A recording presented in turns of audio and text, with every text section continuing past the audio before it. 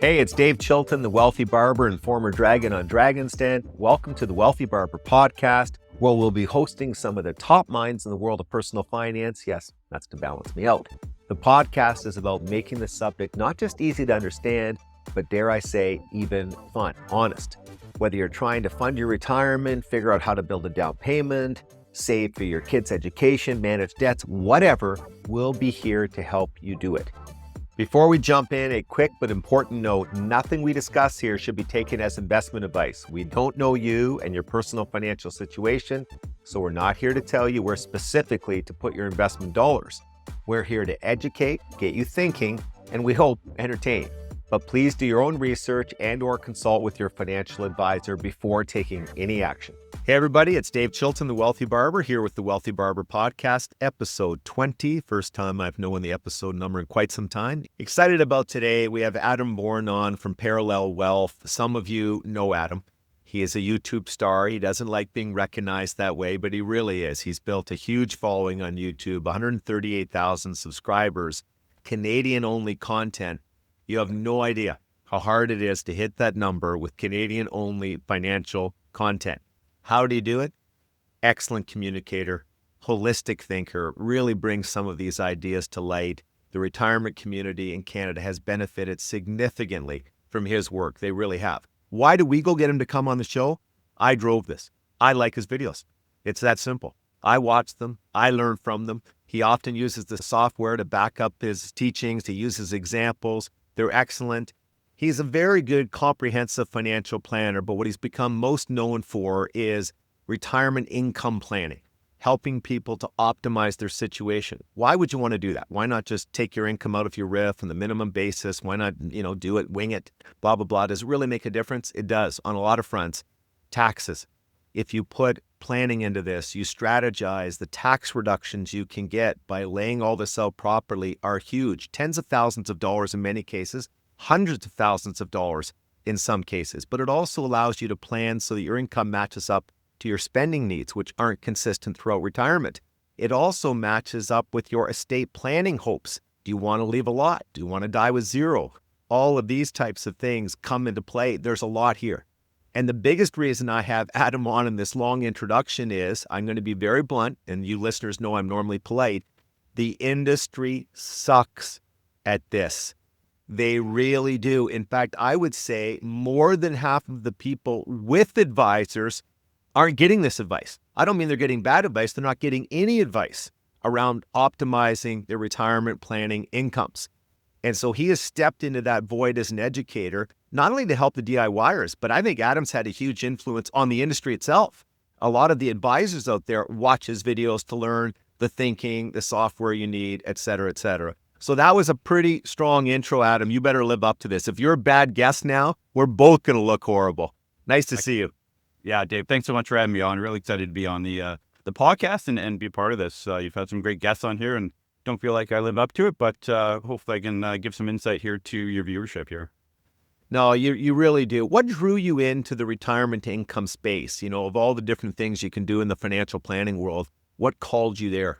It's actually supply and demand as far as during COVID back in 2020 is when we launched the YouTube. And when people started reaching out to us, and the first video that kind of hit for us was a CPP video. And so It was actually like pre-2020, I got in the business in 2006. Up to that point, it was kind of, we were servicing everyone. And then 2020 onward, just our clients that came in and were reaching out to us for help, it was continuously the retirement clients. So the baby boomers, kind of 50, 55 plus. And so over the last few years, we've just fully geared in that space. And so basically 100% of our team's effort now is towards that retirement planning. And is it fee-only financial planning? What does the service look like? Yeah, so we do fee-only or advice-only financial planning. So people that are looking for retirement plans, I would say our goal is to say, here's where you're at, here's where you want to go. How do we get you there in the most efficient way? How do we reduce taxes, build a proper estate plan, help your kids or whatever else you have on the bucket list? That's what we're trying to accomplish without selling anything. We have no hidden agenda. We don't manage assets, anything like that. So, for your typical Canadian, either they're DIY, which is great, but they haven't built out that retirement plan. So we can come alongside them and help them with that measure. Or they're at the bank or financial institution, and the person that has kind of managed their money to this point focuses more on the accumulation phase. Whereas let's say, we focus on the decumulation phase. And so, a lot of clients come to us and work on that decumulation process with our team. You must see a lot of the common mistakes out there, but I would argue that a DIYer would struggle here. I mentioned to you off air, I did this for a friend 20 years ago. And to do it properly and more or less optimize this situation took me, no exaggeration, a little over 70 hours of work to work through all the scenarios. No software available at that time. You now have the software. Unless an individual has access to it, experimenting with all the different approaches and fine-tuning them to optimize for all these different variables would be pretty tough. You really need help here, don't you? You do. And I would say, even if our clients had the software, I don't think they'd build great plans. And case in point is, the large financial institutions use kind of the mainstream software nowadays. But as they take client data, they throw it in, they hit generate, and they say, here you go. But that doesn't mean the system has optimized for it. In fact, again and again, we get plans from your big financial institutions that have been done in one of these big programs, but the plan is awful. There's no strategy there. And a lot of times, not all the time, good people work at bad institutions, I always say. But a lot of the time it's, don't touch your money with us. Take your CPP at 60. Your old age security 65. Spend everything else, but don't touch your money with us, because that's how we get paid. Well, you couldn't be more right. I mean, I think that drives some of this, is that you've got some self-interest on behalf of the advisor. But the other thing is, even those who rise above that and are thinking more about the client, the general rule used to be, and it wasn't right, leave the money in the register plans as long as you can so it can grow tax deferred. That was the only overriding strategy I ever heard, and often that's bad advice.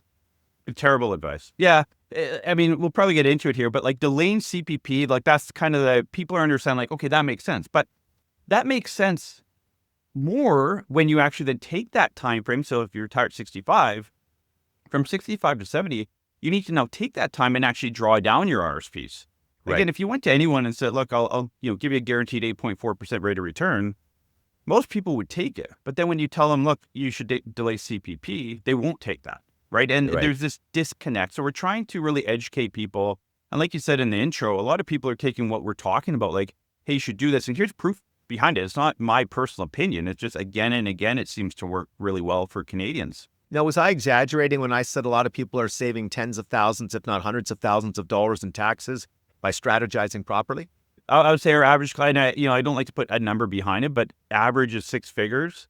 We did a video a few years ago of a client we saved over $6 million for, and we've since redone the plan and worked with them and massaged it. We're at about $13 million of tax savings for one client. And this isn't a client with $13 million. It's just over time, estate planning, et cetera. So we have clients come to us with $10,000 saved and, a good defined benefit pension plan. So again, there's strategy and planning for everyone, to the point where I tell everybody, I shouldn't mention on your podcast here, but I always tell clients when I talk to them, look, if you sign up for this and you walk away and you're like, that didn't help me or it was a bad experience, I'll give you your money back. Like, we're here to help you. And we're confident that we will. But, everyone, every situation, there's money to be saved, taxes to be saved. And, people work hard. They work 30, 40, 50 years to get to retirement. It's a big event.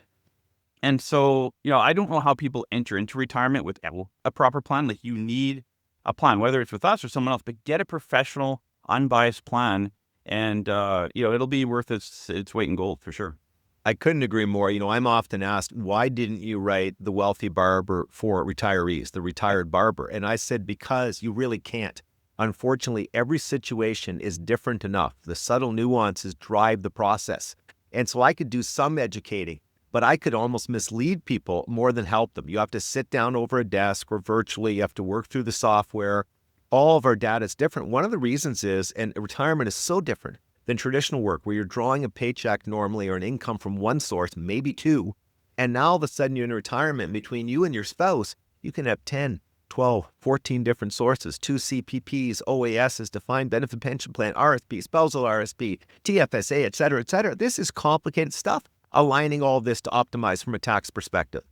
Yeah, and the biggest mistake people make is they look at everything in silos. So it's like, well, I have my CPP. Right. When's my break-even point for CPP? That changes when you add in all the other assets and incomes that you have, right? So everything has to work together. I always say it's take all your 12, 15 income sources, sort it into a blender, And our job as a financial planner is to make sure it kind of comes out the bottom as tight as possible, meaning the most is coming back in your pocket and least amount of taxes being paid. But as soon as you start thinking about incomes individually, your plan's failed. When you look at your reports that you put out and people who do what you do, you'll often say total tax paid, etc. Is the software accounting for the fact that a tax dollar paid 10 years from now is not as harmful as a tax dollar paid now because of the time value of money? Does it weave that into the analysis? Yeah, we look at both real and nominal dollars. So yeah, that is weaved into there for sure. Growth of tax rates. Obviously, the software we use kind of builds a lot of that into it, so we can look at that. But yeah, that comes into play. One of the big factors we look at as well is kind of this laddered income strategy. So looking at, look, in retirement, you have what we call the go-go phase. Yep. And that's not something I don't know who coined that, but I love it. Go-go phase is retirement date to about 75. That's when you're going to spend more money, right? You're going to be able to travel or whatever your bucket list. A lot of people comment on our videos, well, we don't travel. That's fine. You do something. You're going to spend more now than in your 70s, 80s, 90s. So build that ladder, like the go-go, slow-go, no-go phase. You're spending more earlier. And by spending more earlier, does that mean you pay more tax? A lot of the time it doesn't. But that's why it's important to kind of understand how you're building up your nest eggs leading into retirement, kind of that runway up to retirement. So Adam, I have a huge advantage because my 3 phases will be no-go, no-go, and no-go. So really, I think I'm ahead of the masses as I live this almost reclusive life in my house. I don't really have to worry too much. Yeah, exactly. I've been living like a 90-year-old since I was 32. I honestly do. I'm not even saying this to be funny. I go to the restaurants before the seniors. I'm often there at 4:30 in the afternoon, and I eat then, and I head home and do whatever it is I do. So, no, that makes a lot of sense. The general thrust, we're not going to get involved in too many details. We're not going to walk through examples. But one of the big things is the RRSP meltdown and trying to gain access to some of your registered money before you normally would by doing the RIF transfer and taking out the minimum. Can you walk us through in general what that is? The RRSP meltdown is really, how do we draw down your RRSP or registered accounts? Could be a LIRA, RRSP, whatever it is, convert it to a RIF or a LIF. How do we draw down those accounts as quickly and as tax efficiently as possible? And that's the idea. And again, this is not a standalone process. This typically will tie into delaying your Canadian pension plan. So if we delay your Canadian pension plan, now we have more time. We don't have income, right? And a lot of people enter retirement and they say, well, I have a TFSA or I got a bunch of cash or severance from work. I'm good for a year or two. I'm going to live off the cash. And they pay zero amount of tax. And in theory, on paper, you think, well, paying zero tax sounds like a great thing. But when you actually build it out into a retirement plan over many years, it's actually not to your benefit. You will actually end up typically paying more taxes. So RRSP meltdown, again, you have to look at everything together. It's really drawing down that RRSP or registered accounts more aggressively before you start, say, your CPP or old age security, depending on what age you're retiring at. Instinctively, I would think that if you could get your effective tax rate to be more or less equal throughout the years, that's not a bad way to try to optimize your situation. Does the math support that argument? 100%. And so a lot of people say, well, will you review the plan we had done at the bank? No, I won't. But if I did look at it, I can tell if it's half decent by looking at your effective or your average tax rate. So yeah, if you're average, you're spot on there, Dave. If your average tax rate in retirement stays very level right through retirement, and typically into your early to mid 80s when your RSP should be kind of melted out or spent off, and then it'll drop even more. But retirement to mid 80s, your tax rate should stay very level. And so when we build a plan, we want your tax rate to be very level. And if you're married or common law and there's someone else involved here, we want not only theirs to be level, but the two of yours to be actually quite comparable. And it's typically within, I'd say, 1% on each side. And people are also, when you talk about taxes, people are often shocked of when they retire, they can have, $80,000, $100,000 of household retirement income, and they're paying single digit average tax rate. Like people are used to paying 20, 30, 40% tax. It's like, no, your average tax rate, I did a plan yesterday for a client. They were at 8 and 6% average tax rate, and they had a very nice income in retirement. Yeah, that's impressive. Now, do you count the OAS clawback in essence as a tax? And you've obviously got to weigh that in all the math, and I'm sure the software does that. Are people aware of that particular issue and they understand when you're trying to plan around it? I think so, yeah. The clients coming into our office for sure. Like we've done a lot of videos on it. We talk about it a lot. Yeah, anytime, like when we build out a plan, if there is OAS clawback, the software will show how much clawback when it happens. We'll rejig the plan to see, can we avoid clawback? And we've had clients where, look, we can avoid it, but it actually costs you more money. We've had some clients come to us for GIS. It's like, well, we've done some GIS planning. GIS, Guaranteed Income Supplement, is really built for people that really do qualify for it. Whereas a lot of people try and, I hate to use the word manipulate, but they try and manipulate the system and try and get money in. And we've actually built it out a few times. It takes a ton of time on our end. And it's like, yeah, you get this free money from the government, and then you pay it all back and much more in taxes later on. So you're at a net negative. I have a friend who's done very well. He has $22 million in his RRSP. And he is phoning me and saying to me, how can I get this out of there and avoid the OAS clawback? And I said, I'm not sure that should be a top priority in your life, number one. And number two, you can. Yeah, if that's what keeps you up at night, you got a good life. And there's no math that's going to let you do that. Yeah. So, we do good work, but that would be, that's magician there. Okay, now we're going to do something a little different. You go on and you do interviews, and again, you're very well spoken, and you made a joke when we first contacted you, don't make me speak about taking CPP at age 70 forever. We're not going to do that. Instead, what I'm going to do right now is I'm going to go through rapid fire, 10, 15 points, things that come up in retirement that you may be contemplating, and you give me 3 or 4 sentences, your thoughts on them. So I'm putting you on the spot. We've done no prep work. We never do. You never do, yeah. No, we do. We just, we do. We just take them on and we wing it. Okay, number 1, reverse mortgages. Yeah, they can work later on in life. There's better ways and worse ways to do it. But I think in Canada here, a lot of people are house rich, cash poor. And some sort of reverse mortgage, whether it's a HELOC or other, accessing equity in your home is going to be important for a lot of people. And we build that into plans for them and talk through. I think a lot of it's just talking through, like, psychologically, what makes sense to you and what doesn't make sense for you, and how you want to draw that out. Annuities. Canadians, for the most part, hate annuities. They are a very tough sell. What are your thoughts on them? Do you ever see a use for them? Go ahead. We've done them a few times for clients, or recommended them a few times for clients. I'm not huge on annuities, although there's a lot of research that shows, people are unwilling to spend down. If you're drawing money, say, out of your RRSP, they don't spend as much as they should be. Whereas an annuity is kind of, okay, I've committed to this. I'm getting the monthly cash flow. For some people, it's maybe not, all your eggs in that basket, but for some of it, to create that constant cash flow in retirement, it's probably more of a psychological retirement decision versus a financial one. That's bang on. In fact, interestingly, there's some pretty good research in the last 10 years saying psychologically it's quite beneficial.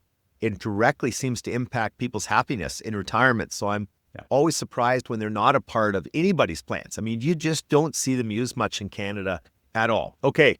Next one, what do you think about the book, Die with Zero, the whole approach of dying with zero?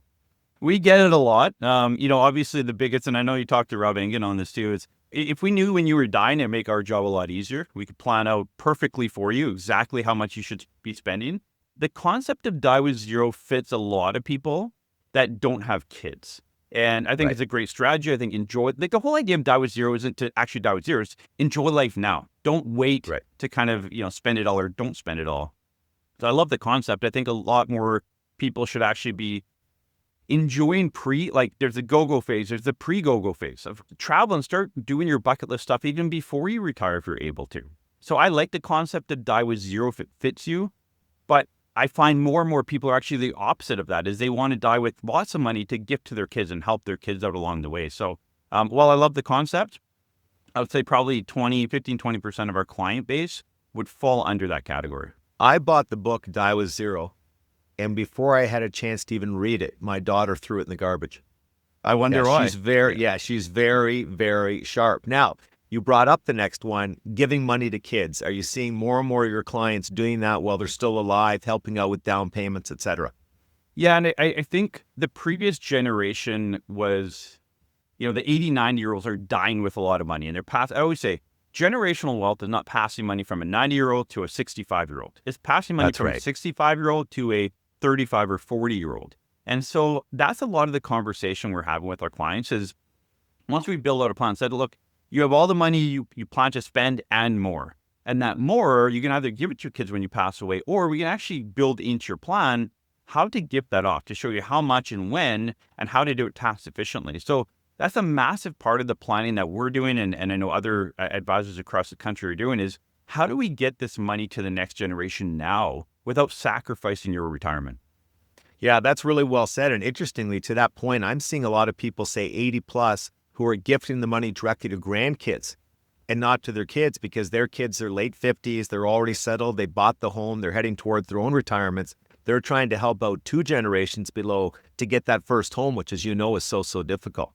Yeah, and I always tell people, like, sometimes clients will say, we're getting an inheritance. We don't know how much. Can we just leave it out? And I say, I prefer to leave it out because I'd prefer you actually pass that straight through to your kids, right? Yeah, that's and good. So getting that mentality, like, if you want to create generational wealth, pass money to 20 and 30-year-olds, not to 50, 60-year-olds. Yeah, I couldn't agree with you more. Okay, you brought up in one of the videos something I found very interesting. You talked about how life expectancies, when you're dealing with some of your clients, they don't realize that there's a very good chance that one of the 2 spouses could live to be 90 plus. Canadians don't seem to have got there, even though all the evidence surrounds them. They see their parents, other people living to that point.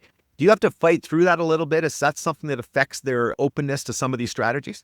Oh, it's a huge factor, because if we say, look, as a 65-year-old healthy middle-class Canadian, the chances are one of you will be living into your 90s. Yet when we go through like the CPP, delaying CPP, it's like, I feel like I'm going to die when I'm 78. It's like, well, I don't care what you feel like the stats are going to be what proves it. And even family history, it's like everyone in my family died early. That comes into it a little bit, but actually a lot less than people think. So yeah, the life expectancy discussion is one that our whole planning team has with our clients on a daily basis. I don't think that'll ever be solved. People are worried about, well, what if I die early? Especially, well, if you die early and you only took CPP for a few years, and it is what it is. Now, again, you're dead. CPP, you're dead. Don't sweat it.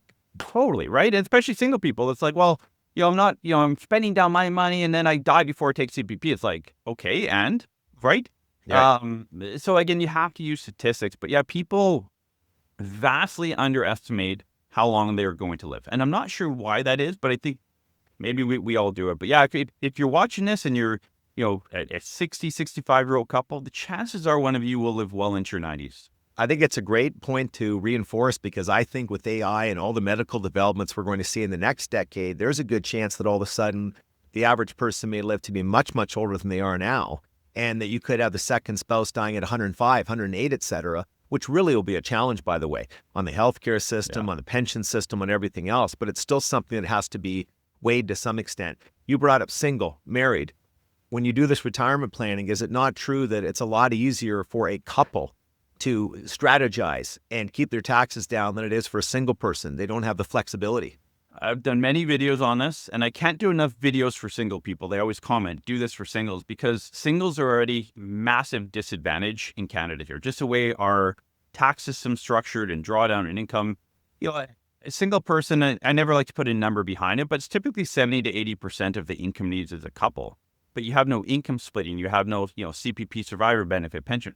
They're at such a disadvantage. In fact, if you look at your average Canadian, if a couple, your average tax rate will float in that single digit. A single person will float in typically 13 to 17% is what we see for our average single person. So you're paying a lot more tax, average tax rate, but even total tax, like you're almost paying as much tax as a couple. So yeah, they're at a huge disadvantage in Canada. Agree totally. I mean, the math is pretty overwhelming. In fact, I like the example you just gave about the average tax rate. All that being said, I'm still not getting married, but I'm glad that you brought that to light. That's the thing, right? Like, it's not like getting married saving you money. Let me tell you. All right, cash value insurance. We don't have time to get into the ins and outs of how it works and buy term and invest the difference. But I want to ask you one retirement planning question. One use of cash value insurance is someone has a private corporation and they have retained earnings in the private corporation. Does it not make sense on occasion to use that to buy cash value insurance to create an estate because of some of the tax laws in Canada? 100%. I have one myself. Now, I would say it's for the 1% or less than 1%. It's not for the masses. And we see couples come in that are both T4 employees, and someone's an insurance salesperson has sold them this whole life policy. And it's like, look, this is not for you. This is not what it was designed for. But yeah, if you have a company, you have some cash sitting in there, I would say it's a corporate TFSA account, right? Because money in a corporation, it's being invested, you're taxed at the highest rate from $1. And so how do we both shelter that and also pass it on tax-free to the next generation, i.e. like a TFSA on the personal side? Well, you can use a whole life policy, build up the cash value in there, And it grows tax deferred, but it also passes on tax free at death. So yeah, it's a very powerful tool. We've used it for a few clients or recommended it for a few clients over the years. Again, it's a very small percentage, but I always say when it makes sense, it makes sense. And we had a client actually last year, 6 months back and forth in their plan. And they're like, what about this if we do the whole life? And so we'll run it. Yep, still makes sense. And I think we ran like 20 scenarios, and every scenario made sense to do the whole life policy. And so again, if it makes sense, it makes sense. If it doesn't, most people, it doesn't. But it is a powerful tool. Interesting. In most countries, it doesn't make sense because you don't get the same tax treatment, but in Canada, it does. And again, it's for that select group of people. I'm still, to all the listeners who are in their 30s and 40s and haven't maxed TFSAs and haven't maxed RSPs and have non-deductible debt at high interest rates, buy term and invest the difference. Stick with that. 100%. But for those of you who are doing some estate planning and are older and have a corporation, then take a look at this. Is it true that you really can't, in most cases, get where you want to go in retirement unless you keep some risk in your portfolio? You still have to have an equities component in a lot of cases. What percentage, for example, of your clients, now again, it varies with age, I'm sure, but are still using an equity component in their investment mix? Most, I would say majority do, and the more majority should. What we focus on, a lot of I always say like the old school mentality was 60-40 or 50-50, or worrying about some sort of equity to fixed income split. The way that we approach it as a team and how we communicate with our clients is once you have a good plan in place, you know how much money and where it's coming from. So put 3 years of that cash flow aside, not tied to the stock market. And that can be in bonds, GICs, high interest savings, whatever you want it in. The rest could be equity though. You don't need it for 3+ years. And so I think equity needs to be a large component. For most Canadians, they haven't built up a big enough nest egg to what we call our mattress scenario, which is 2.5, inflation basically. So yeah, you need to have money in equities. Now, again, everyone's risk tolerance is a little bit different. This answer varies by client, risk tolerance and need and all that. But I would say for the majority of Canadians, you need to have a good piece of your retirement savings in equities. And I think the fallacy that a lot of people fall into is, well, when I hit retirement, I need to de-risk. Well, the reality is once you have a plan, you know how much money you need short-term, but most of your money, you're not touching for many, many years. It's not like you hit retirement and draw everything out. Right. So you can still let your money work for you. You talked about the go-go years, the slow go, the no-go, and as you lay out your spending patterns and build that into your projections, your software, et cetera. But what about the fact that late life healthcare costs now have risen dramatically in the last 10 to 20 years? And so getting someone to come in home, for example, or in my case, we've had to have somebody help my father out overnights. That can be a tremendous amount of money. How is that factored in? You can't really guess at what it's going to be. The way that we look at it is one of two ways. For a lot of Canadians, you own your principal residence. So that's a huge asset for many of us. And that's something that we can lean on later in life. So if you're going to go to a care facility, oftentimes you're selling that house. If you're a couple, one person's going, there's still equity in there. Like we talked earlier about reverse mortgage. Like there's equity there that we can draw on. There's different ways to do that. So that's one way to look at it. The other way is, if you're someone that's renting through retirement, that is something that you may want to plan ahead for. Again, the percentage of people that need long-term care, it's very small here in Canada. So I think a lot of people worry about it a little bit too much. I get it can be a big cost, but I don't think you should sacrifice your earlier, go-go years of retirement for fear of, well, I might have 10 years in a care home and I need to save up for that. That is, that is small. And a lot of the care facilities, like public care facilities across the country, the amount you pay is based on your income, your taxable income, right?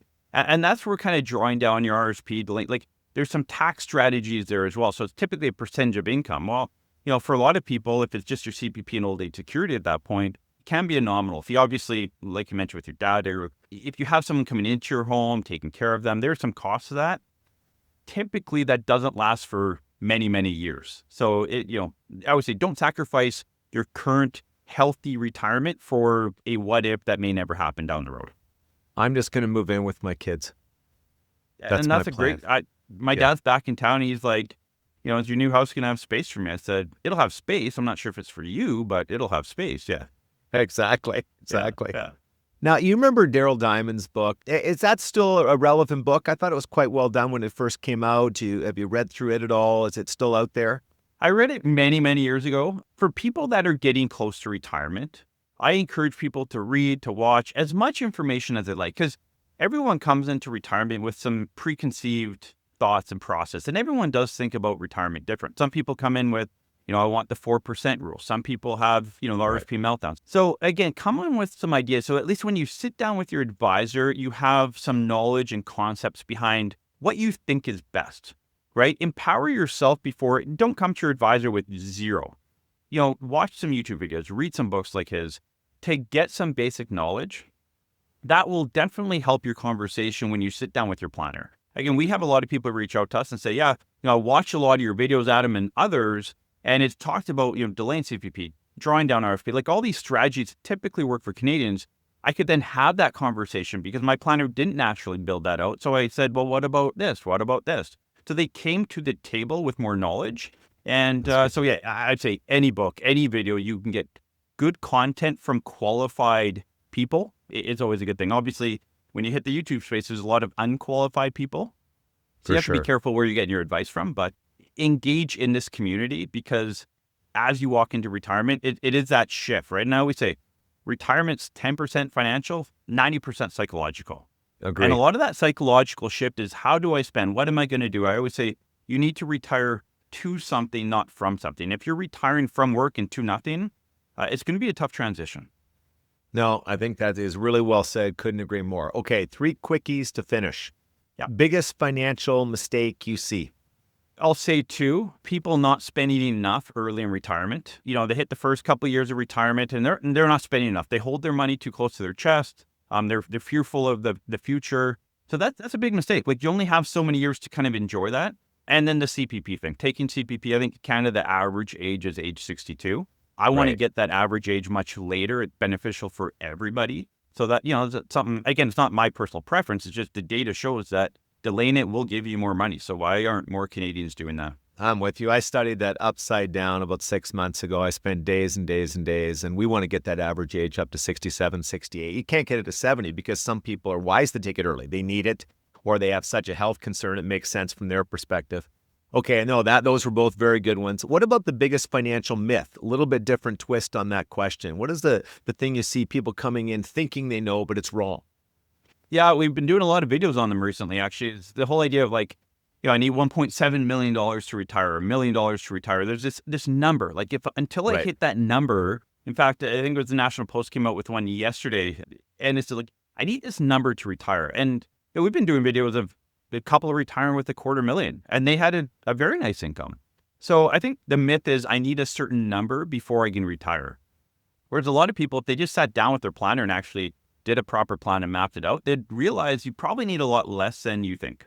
Okay, last point I want to cover. One of the things I loved about watching your videos was, unlike a lot of people in this field, you recognize that even older people have lump sum expenses come up. Sometimes you have to buy a car at 78. Sometimes you have to get a new roof at 82. A lot of the plans don't recognize that. Because those things happen in life, having a TFSA available to you late in life for that tax-free withdrawal can make such a huge difference as you strategize around taxes and OAS Clawback, et cetera. That is a big part of what you do, and I think has helped a lot of people. Massively. Yeah, it's a flexibility. Like we did a plan as a team the other day, and it was like we weren't able to save the client any money, but we restructured their whole retirement cash flow. And what it did is, in the original, plan from the bank, their TFSA was gone within 5 years. What we did is we made sure that was there for future. So, and we showed them, look, your current plan, if you had a $30,000 expense down the road, it's all taxable income coming out. Now we've created flexibility. So when you look at a plan, there's tax savings or cash, but it's that flexibility that you create. And again, some people save up for these emergency or like, I know I need a car down the road. They'll save for this on an ongoing basis. So they, that's part of their ongoing cash flow. They save up for it. So, but some people, it's like, no, when I need that new car and I need 30 or 50 or whatever the number is, I need to have that built into the plan as a one-time expense. So we always ask clients, like, how do you pay for these bigger events, expected or unexpected? And a lot of people will say, no, I build up a bit of a buffer on the side. Perfect. That's part of your ongoing cash flow. But if not, you need to have that in the plan or even test it. Like, again, you talk about stress testing for a plan. Stress testing for, a new roof, a new furnace, a new car, whatever it is, where's that money coming from? And if RRSP or registered money is the only option, not a very good plan typically. Well said. Listen, it's been a pleasure having you on. It's funny, we tape this at 10 o'clock in the morning, but you're in Langley. It's only 7 o'clock out there. You told me you'd already watched a podcast this morning. You were having a conversation with your wife. What the heck's wrong with you? What'd you get up at 4 out there? Yeah, 4:30. I'm typically a 6 to 5 guy. Yeah. So, yeah. Oh, wow. That's Love getting up early, getting going. What time do you go to bed?